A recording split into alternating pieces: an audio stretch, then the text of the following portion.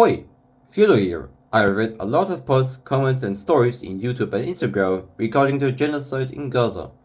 I thought maybe now it's time to say something about this stuff, and why everything I read about it made me prefer Palestine more than Israel. First of all, weaponized nostalgia. In August 1897, an Austro-Hungarian bloke called Theodor Herzl, along with three other blokes, organized the first Zionist Congress in Basel, Switzerland. Simplified, they're saying that they need to escape anti-Semitism, I wonder why not. And to escape that, they have to flee to Palestine and decide that only Jewish people can live there, so that there will be nobody to bother them with their anti-Semitism, which was only ignited because they forcefully pushed the Palestinians away from the land. You may have heard of many stories of Judea and Samaria, and the Zionists always using that to excuse their massacre and say, if I found it first, you don't matter. Not to mention how pissed they were when Britain stopped Zionist immigration to Palestine during World War II, but that's only so that the British oil stored in the country won't fall into the German hands. Which led to a deadly attack at the King David Hotel committed by the Zionist organization, funded by the most radical members of the self-defense group Harmonica, on July 22, 1946. Very smart way to convince the British that you're actually not so bad at all. Yes. And their Judah Samaria nostalgia makes them build settlements in the West Bank, who, for the Zionists, where Judah once was. The UN considered this illegal, which is understandable, but that's all they can do. Now okay, if they just wanna live there for historic nostalgia, and as long as they remain polite towards local Palestinians, but weaponizing it to kick everyone who was not part of their grandparents' stories to recreate a Jewish state is beyond acceptable. Second of all, mixes up Judaism with Zionism. When confronted with hate for the crimes, the Zionists always use the same victim card which screams, but we are Jewish! You don't love Israel with aggression, you hate Jew people. They always claim that they represent the Jewish people and that everything they've done since their first settlement in Palestine is justified, leading to people believe that Hitler was actually right about the Jews and that they are all the same as the Zionists, which led to the Jewish exodus from the Muslim world, which accelerated Zionist immigration to Palestine, being forced to adopt the Zionist lifestyle and become complicit in later massacres against the Palestinians. Ironically, they forbid stealing, but the Palestinian homes, farms and shelters don't matter, I guess. But don't let that demotivate you, because somewhere in the world there are Jews that know what Israel is doing is dead up wrong, and don't want their religion to be mixed up with such monstrosity, reminding us that Israel is not the hive mind of the Jews, and that Zionism is hijacking their religion. And what's your message to the people of Palestine? But unfortunately, there are also Muslims that support Israel as well, not considering the fact that they blew up 5 mosques in Gaza since 2012, according to Wikipedia, and are conducting a genocide against their brothers and sisters. Third, their hypocrisy. The Zionists are always trying to gaslight and guilt trip you into thinking you are hating on the only free, democratic, moral, Jewish state of the Middle East. But is what they said was true? Just check. Indians replaced Palestinian construction workers due to October 7th. Medical staff and doctors are arrested for even choose medicine because they see that as an opportunity about having empathy for social Gaza. mobility, an opportunity to be accepted as equal, and that is why we see a lot of doctors in the Israeli medical system. And unfortunately, this ideal of a system that is that considers them as equal was never a reality, and definitely not after October 7, when there was basically a witch hunt of Palestinian medical workers in the Israeli system.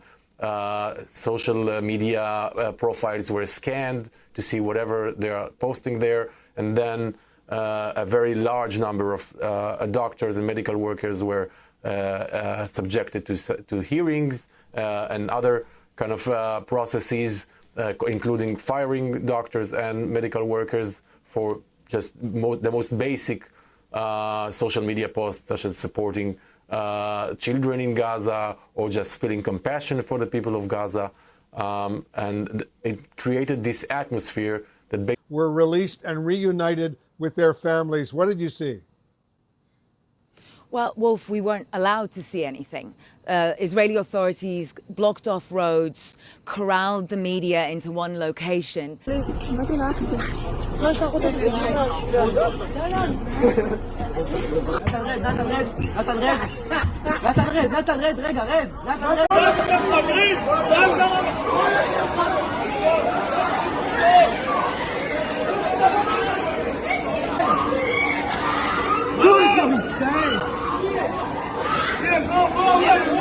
Yes, very free.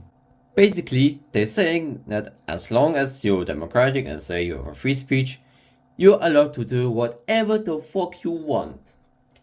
The Zionists are also no stranger to flip-flopping from words to words, like saying, there is no genocide in Gaza. And I'm glad that's happening, as long as it fits their Palestinian agenda. By the way, did you notice how often they say that Arabs teach their children to hate Israel? How about you look at these kinds of videos and look how pure and innocent these Israeli children are?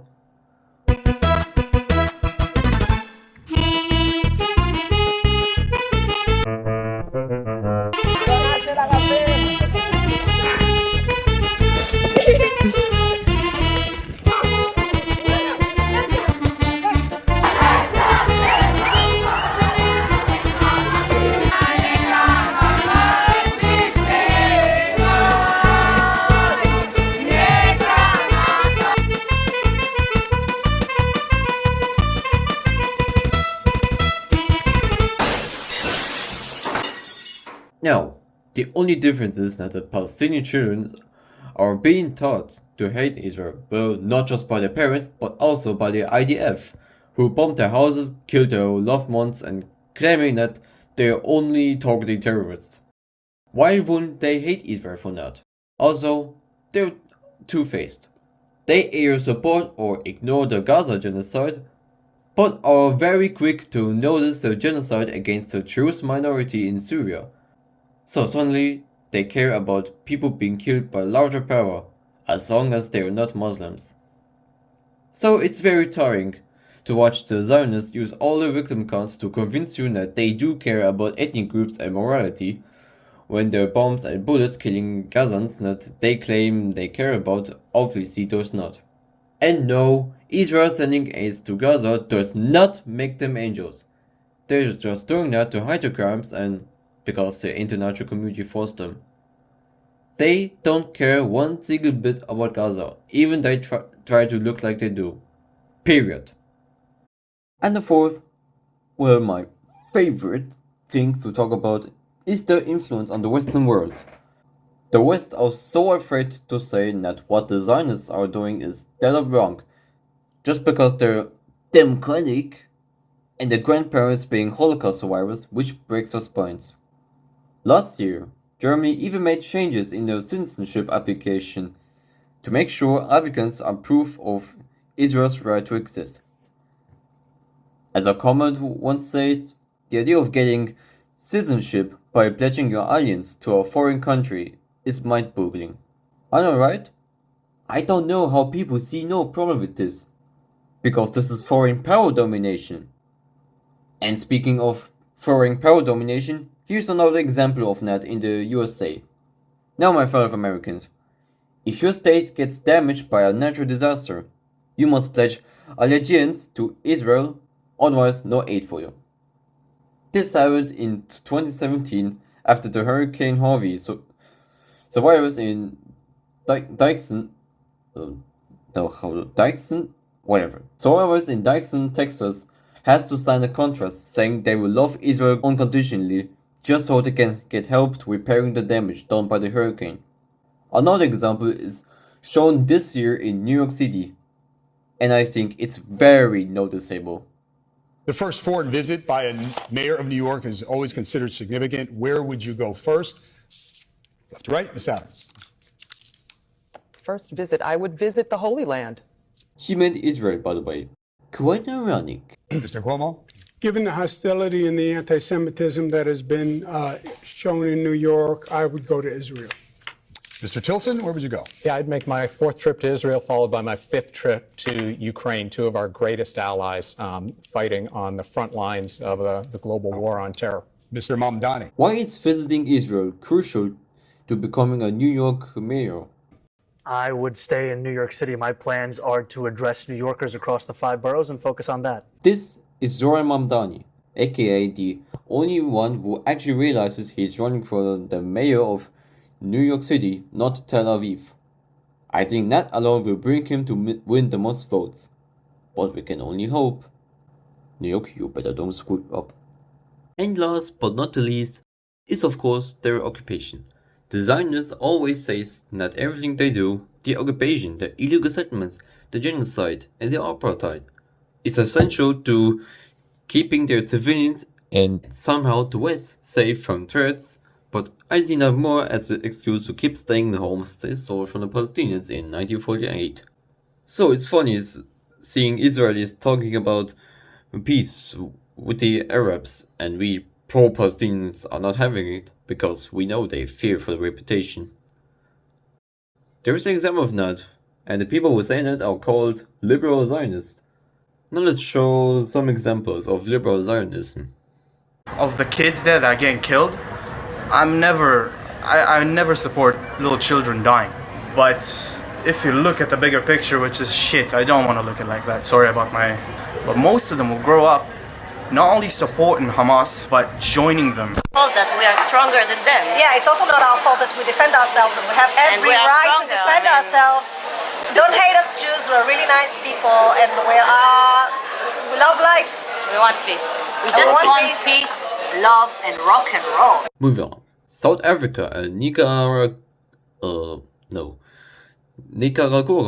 didn't take Israel and Germany to the International Court of Justice without a reason.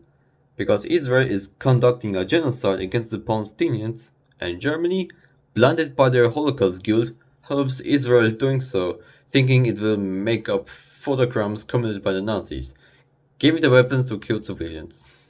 Even a flag book I have in my home tells me that Palestine do not have its own currency, but has an Israeli shekel. Does that speak foreign power domination to you? I will show the book. So let's get on an example of why I call this an occupation. Well, let's see. Gonna have to look all the way up to Asia. Oh, that's good. It's American continent and US. No, I don't need to.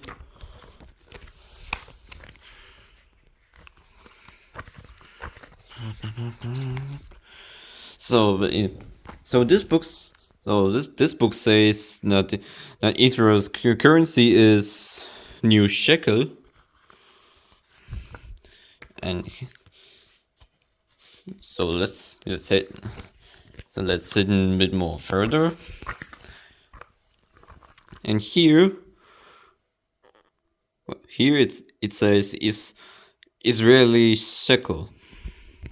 So to have to have a currency which belongs to a foreign country, which is kind of weird. Now that I explained the 5 points, there is to the question that you may be asking: why am I speaking out just now? Why not last year or even October 7th, when Hamas finally lost it and attacked Israel? To which I can say is, I was too afraid of reactions should I have spoken out, because the Zionist spam recording in my channel will become history. I just was so scared of consequences for speaking out and what it will do to my channel. I apologize for that. But you know the phrase, better late than never, which half of pro-Palestinians unfortunately doesn't know. Give people some time, and why not? Israel will do something so gruesome that gets more people to express their disgust at that. And if you still support Israel despite the 5 points that described then that's on you. But don't act surprised when the world is shrinking for you. This is all I have to say. And as emotionally weak as we seem, we won't bow down to hypocritical, nostalgia-baiting, genocidal maniacs. And no matter how many emotional videos they send to desperately shift global opinions, we will stay hard against them. Thank you for taking your time to listen. I may do more geopolitical videos related to Palestine, and the rest of the world of course. So stay tuned while I fight procrastination and move on with more videos, whether geopolitical or paper country polls. Be good out there, and see ya.